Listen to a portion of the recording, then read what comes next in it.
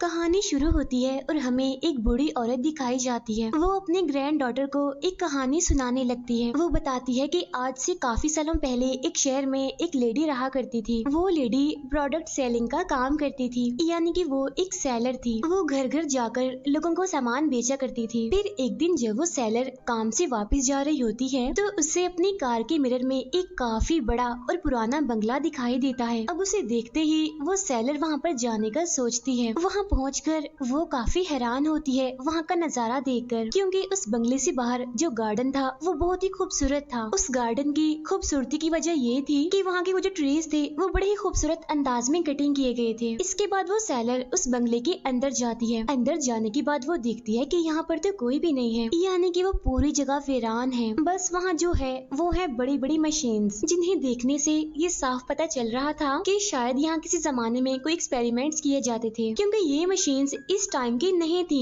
काफी पुरानी थी। अभी वो लेडी आसपास देख ही रही होती है कि तभी अचानक से उसे ऊपर से किसी की आवाज सुनाई देती है। अब उस आवाज का पीछा करते हुए वो जल्दी से ऊपर जाती है। तब उसे एक जगह साए में कोई बैठा हुआ दिखता है। यहाँ पर वो लेडी उसे आवाज लगाती है और सामने आने को कहती है। अब वो जो इंसान होता है वो ऐसा ही करता है और चल के उसके सामने आता है। लेकिन जब वो लेडी उसके हाथों को देखती है तो काफी डर जाती है, क्योंकि उसने अपने हाथों में बहुत सारे हथियार पकड़े हुए थे और उन्हें देखकर वो लेडी वहाँ से जाने का सोचती है। लेकिन तभी वो इंसान उसे आवाज लगाता है और कहता है कि प्लीज रुक जाओ, मत जाओ। और जब वो लेडी मुड़ के पीछे देखती है तो उसे ये बात समझ आ जाती है कि उसने अपने हाथ में कोई भी हथियार नहीं पकड़े हुए, बल्कि ये उसके अपने ही हाथ है जो कि उसे हथियारों जैसे लग रहे हैं। और इस हाथ में बहुत सारी सीजर्स लगी हुई हैं। अब ये ऐसा इसलिए था क्योंकि ये कोई इंसान नहीं था, बल्कि ये इंसानों जैसा एक रोबोट है। यहाँ पर ये लेडी उससे उसका नाम पूछती है तो वो रोबोट कहता है कि मेरा नाम एडवर्ड है। यहाँ वो उसे बताता है कि मैं कोई इंसान नहीं हूँ, बल्कि मैं रोबोट हूँ इंसानों जैसा, लेकिन मैं कंप्लीट नहीं हूँ, यानी कि मैं पूरा नहीं बन पाया। अब ये सुनकर उस लेडी को उस पे काफी तरस आता है। उसे उसके लिए काफी बुरा महसूस होता है। साथ ही साथ वो दिखने में भी खुश नजर नहीं आ रहा था, बल्कि वो सहमा हुआ था। यहाँ पर वो लेडी गौर करती है और देखती है कि उन सीजर्स की वजह से उसके फेस पर बहुत सारे स्कार्स हैं। यहाँ उस लेडी को एडवर्ड पर काफी तरस आता है और वो उसे अकेला ऐसे छोड़कर जाना नहीं चाहती थी, इसीलिए वो उसके साथ हमदर्दी करती है और उसे अपने साथ ले जाती है। फिर एडवर्ड जब उसके साथ गाड़ी में होता है तो वो आसपास की चीजों को बड़े ही गौर से देख रहा होता है और काफी एक्साइटेड था,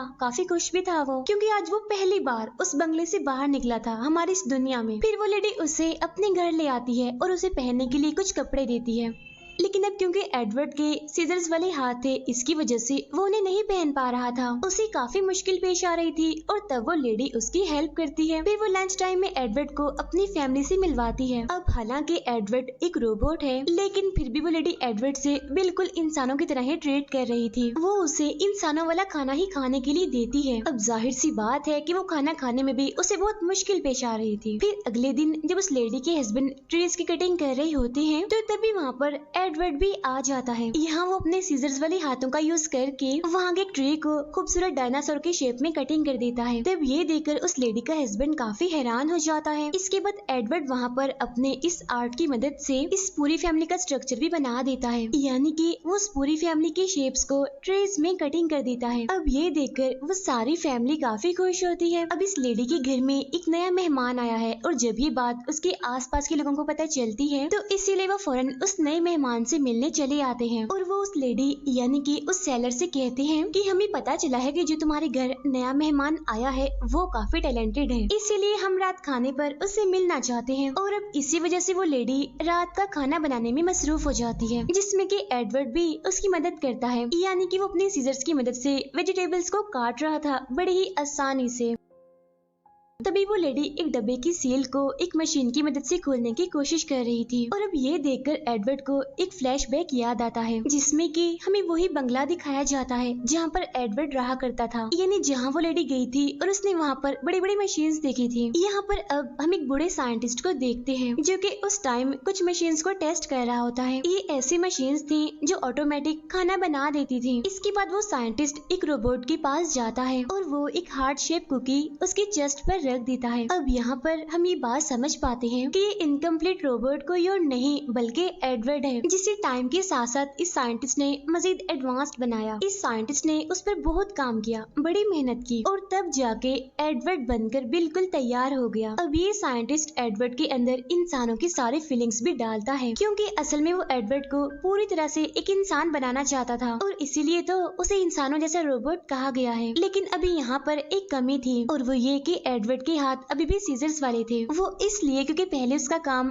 ट्रीज काटना, सैलेड काटना और सब्जियां काटना था, लेकिन अब बहुत जल्द वो साइंटिस्ट एडवर्ड को नए इंसानों जैसे हाथ लगाने वाले थे। इसके बाद सीन शिफ्ट होकर वापिस ही आता है प्रेजेंट टाइम में, जहाँ पर सारे लोग खास मेहमान एडवर्ड से मिलने आए होते हैं। अब यहाँ पर सारे लोग एडवर्ड के हाथों को देखकर काफी हैरान होते हैं, लेकिन इसके बावजूद भी वो उसे जाना चाहते थे क्योंकि उन्हें बड़ी दिलचस्पी थी, इसीलिए वो उसके साथ काफी अच्छे से बिहेव कर रहे थे। रात के टाइम जब एडवर्ड अपने कमरे में सो रहा होता है तो तभी रूम में उस लेडी की बेटी आती है जिसका नाम किम होता है, जो कि काफी दिन के बाद अपने घर वापस आई थी और वो इतने दिन घर से गायब इसी वजह से थी क्योंकि वो अपने दोस्तों के साथ घूमने गई थी। अब ना तो वो एडवर्ड को जानती थी और न ही एडवर्ड को उसके बारे में इन्हें किम के बारे में कुछ पता था, इसीलिए वो बेड पर लेटा हुआ सहमा हुआ उसे देख रहा था। लेकिन तभी मेकअप हटाते हुए किम की नजर एडवर्ड पर पड़ जाती है। उसे देखकर वो डर जाती है और चिल्लाते हुए अपने कमरे से बाहर आ जाती है। यहाँ किम के पेरेंट्स उसे रिलैक्स करते हैं, जहाँ उसकी मदर किम को समझाती है कि बेटा डरो मत, ये एडवर्ड है और अब से ये भी हमारे साथ ही रहेगा। अब इसके बाद किम की मदर उसे एडवर्ड से मिलवाती है।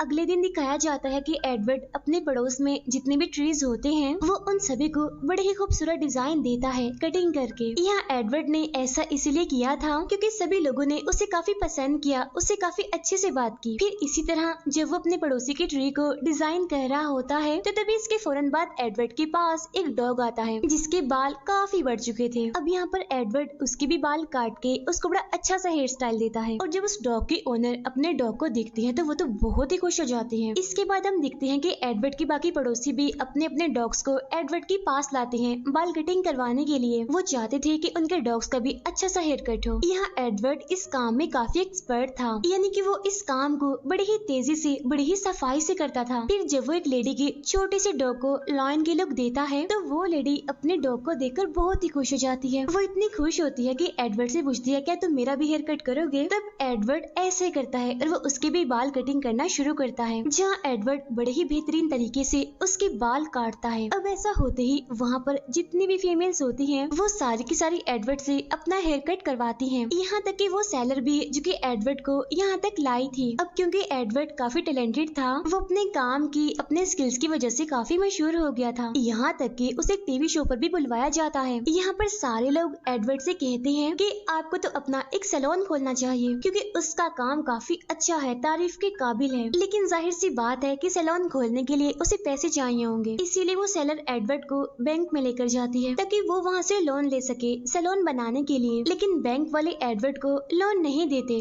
वजह ये थी कि उसका कोई भी सोर्स ऑफ इनकम नहीं था और ना ही किसी बैंक में उसका अकाउंट होता है और तो और उसकी कोई आईडी भी नहीं थी। अब वैसे भी एडवर्ड को इन सारी बातों से कोई भी फर्क नहीं पड़ता क्योंकि उसकी जिंदगी में पैसों की तो कोई अहमियत थी ही नहीं। उसे तो बस हमेशा ही एक ही चीज अच्छी लगती है और वो उसी की परवाह करता है और वो कोई और नहीं बल्कि उस सेलर की बेटी किम है। जी हाँ बिल्कुल, वो किम को काफी पसंद करता था और किम को भी वो काफी अच्छा लगता है। लेकिन इस बात से किम का जो दोस्त होता है वो बहुत जलता है, इसीलिए वो एक प्लान बनाता है। वो किम से कहता है कि रात को हम मेरे पेरेंट्स के घर पर जाएंगे उनसे मिलने के लिए और वहाँ पर जो मेरे फादर की वैन है उसे हम चुरा लेंगे। फिर उस वैन को वहाँ से लेने के बाद हम एक सेपरेट जगह पर जाएंगे जहाँ पर हम बहुत सारा टाइम एक साथ गुजार सकते हैं और वैसे भी मेरे फादर को इंश्योरेंस के पैसे मिल जाएंगे। और हाँ, लेकिन इस काम के लिए हमें एडवर्ड की मदद चाहिए होगी क्योंकि सिर्फ एडवर्ड ही अपने सीजर्स वाले हाथों से उस लॉक को खोल पाएगा। अब यहाँ एडवर्ड किम के कहने पर उनके साथ जाने के लिए मान जाता है। फिर प्लान के मुताबिक जब वो लॉक खोल के घर के अंदर जाते हैं तो तभी वहाँ पर चोरी का अलार्म बजने लगता है। अब जिस रूम में एडवर्ड गया होता है वहाँ के सारे शटर्स अपने आप से बंद होने लगते हैं और बाहर से किम और उसके बाकी साथी भाग जाते हैं। अब हालांकि किम जाना नहीं चाहती थी, वो एडवर्ड को भी उस रूम से बाहर निकालना चाहती थी, लेकिन उसका जो दोस्त होता है वो उसे ऐसे करने नहीं देता और वो उसे जबरदस्ती अपने साथ ले जाता है। वो उसे कहता है कि हमें जल्द से जल्द यहाँ से निकलना होगा क्योंकि पुलिस आने वाली है यहाँ पर। असल में किम के दोस्त ने ये सारा कुछ इसीलिए किया था क्योंकि वो एडवर्ड से काफी जलता था। वजह ये थी कि किम एडवर्ड को पसंद करती थी। इतनी ही देर में वहाँ पर पुलिस पहुँच जाती है और वो एडवर्ड को पकड़ लेते हैं। लेकिन एडवर्ड यहाँ पर ये बात नहीं बताता कि मेरे साथ किम और उसके दोस्त भी थे। फिर एडवर्ड को जज के सामने पेश किया जाता है, लेकिन जज एडवर्ड को छोड़ देता है क्योंकि उनके मुताबिक एडवर्ड पिछले कई सालों से बिल्कुल अकेला था। वो इतना सीधा है कि उसे सही और गलत में कोई भी फर्क नहीं पता। इसके बाद एडवर्ड घर वापस आ जाता है जहाँ पर किम उसे कहती है, थैंक यू एडवर्ड, तुमने मेरी जान बचाई, हमारा नाम नहीं ले दिया। यहाँ पर किम एडवर्ड से कहती है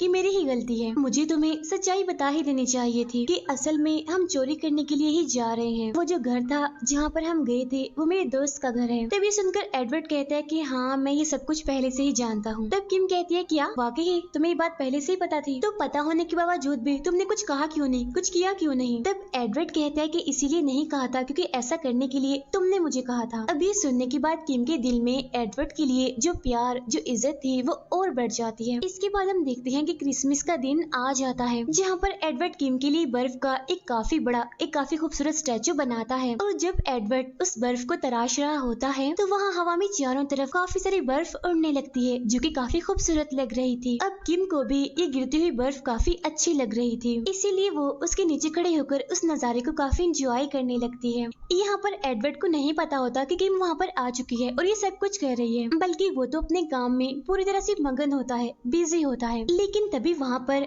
किम का दोस्त आ जाता है और वो वहाँ आते ही काफी जोर से किम को कहता है, हाय। इतनी तेज आवाज सुनकर एडवर्ड का ध्यान भटक जाता है और इसीलिए गलती से उसे किम का हाथ कट जाता है। तभी यहाँ पर किम की मदर भी आ जाती है। तभी यहाँ पर किम अपनी मदर को बताती है कि एडवर्ड ने जानबूझकर नहीं किया, ये सब एक एक्सीडेंट था। फिर किम की मदर उसे अंदर ले जाती है और उसकी बैंडेज करती है। बाहर हमें किम का दोस्त दिखाया जाता है जो कि एडवर्ड से काफी मिसबिहेव करता है। वो उसे धक्का देता है और उसे उल्टी सीधी बातें करता है। वो उसे कहता है कि पागल हो तुम, निकल जाओ यहाँ से। तब एडवर्ड काफी दुखी होते हुए नाराज होकर वहाँ से जाने लगता है। यहाँ तक कि उसने जो कपड़े पहने होते हैं वो उन्हें भी सीजर से काट देता है। यहाँ पर वो बिल्कुल अपनी पहले वाली हालत में आ जाता है। यहाँ के ट्रीज को उसने जो खूबसूरत डिजाइन दिया था वो उन ट्रीज को भी एक एक करके काटना शुरू करता है। और यहाँ एडवर्ड के वो सारे पड़ोसी जो कि कभी उसके दोस्त हुआ करते थे, चोरी वाली बात की बात वो सारे ही एडवर्ड से काफी डरते हैं। अब ये सब देखकर उनमें से ही एक लेडी पुलिस को कॉल कर देती है। उधर हम किम को देखते हैं जो कि अपने दोस्त की जेलसी वाली बात की वजह से काफी परेशान है, इसीलिए वो अपने दोस्त पर काफी चिल्लाती है, उस पर काफी गुस्सा करती है और उससे अपना ताल्लुक तोड़ लेती है। और एडवर्ड भी बेचारा काफी परेशान होकर सड़क के किनारे पर बैठा होता है। लेकिन तभी अचानक से उसके पास एक डॉग आता है। अब इस डॉग के भी बाल काफी बड़े बड़े थे और जब एडवर्ड इस डॉग को देखता है तो उसका गुस्सा ठंडा हो जाता है, इसीलिए वो सारी बातें भूलकर वापस घर आ जाता है। जहाँ घर में किम अकेली होती है क्योंकि सारे लोग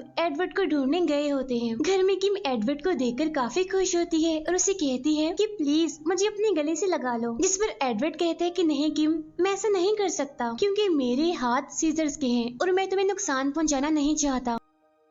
तब ये सुनकर किम खुद उसके पास जाती है और खुद ही उसे गले से लगा लेती है। अब यहाँ इस टाइम में एडवर्ड को वो टाइम याद आता है जब वो साइंटिस्ट एडवर्ड को पूरा इंसान बनाने के लिए उसके लिए इंसानों वाले हाथ लेकर आया था। लेकिन इससे पहले कि वो साइंटिस्ट उसे इंसानों वाले हाथ लगा पाता, उसे हार्ट अटैक हो जाता है जिससे कि उस साइंटिस्ट की वहीं पर ही मौत हो जाती है। और यही वजह होती है कि आज भी एडवर्ड के हाथों की जगह वो सीजर्स है। उधर हम किम के दोस्त को देखते हैं जो कि बहुत ही गुस्से में होता है और वो अपने दोस्तों के साथ होता है और वो बहुत सारी शराब पी लेता है, इसीलिए वो गाड़ी लेकर किम के घर के पास आता है। अब यहाँ एडवर्ड को ये बात पता चल जाती है कि किम का दोस्त किस कदर खतरनाक ड्राइविंग कर रहा है। तब एडवर्ड को ख्याल आता है कि किम का छोटा भाई भी तो घर के बाहर ही है, इसीलिए वो फौरन घर से बाहर आता है। लेकिन इससे पहले कि किम के भाई का एक्सीडेंट होता उस गाड़ी से, एडवर्ड फौरन आगे आकर उसे बचा लेता है। अब उसे बचाने के चक्कर में वो दोनों साइड पे जाके गिरते हैं। तब एडवर्ड की सीजर्स किम के भाई के मुंह पे लग जाती हैं जिससे कि उसका चेहरा काफी हद तक जख्मी हो जाता है। अब इसी वजह से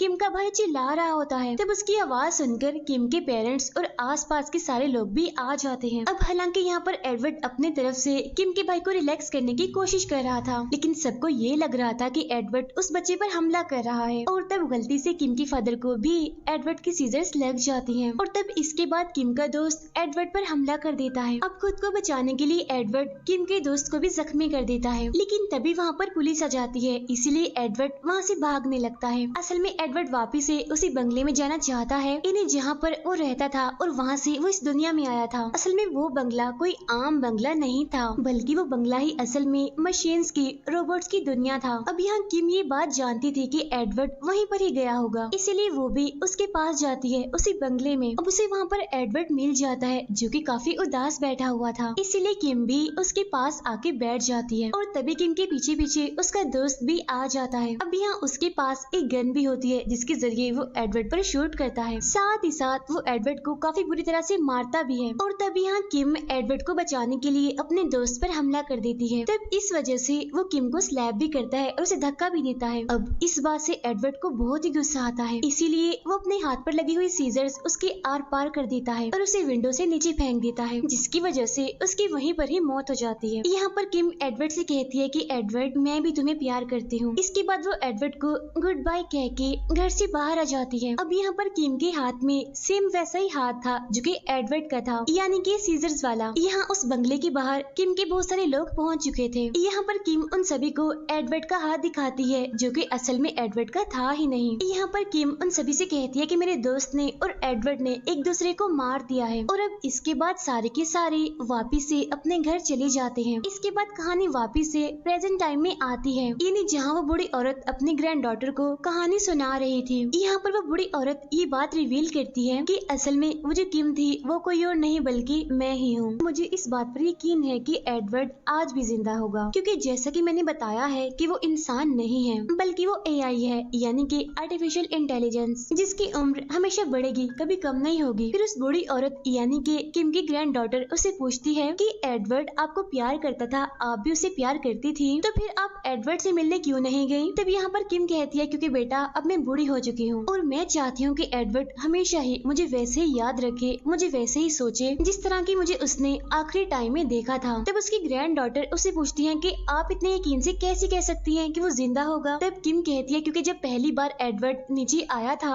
यानी कि हमारी दुनिया में, तो यहाँ पर पहली बार बर्फ पड़ी थी और आज भी यहाँ पर बर्फ पड़ती रहती है, और अगर एडवर्ड ऊपर नहीं होता तो यहाँ पर बर्फ कभी भी ना पड़ती। इसके बाद हम देखते हैं कि एडवर्ड ने जिस तरह से बर्फ को काटकर एंजल बनाया था, उसी तरह वो उस बंगले के अंदर अपने हाथों से बहुत सारे स्टैचूस बना रहा था। और जब वो बर्फ को तराश रहा था और उससे निकलने वाली बर्फ शहर में गिर रही होती है, जिस तरह से आज से कई साल पहले क्रिसमस के दिन भी गिर रही थी। और उन स्टैचूस में एक स्टैचू किम का भी था। अब इसी सीन के साथ ही ये मूवी यहीं पर एंड हो जाती है।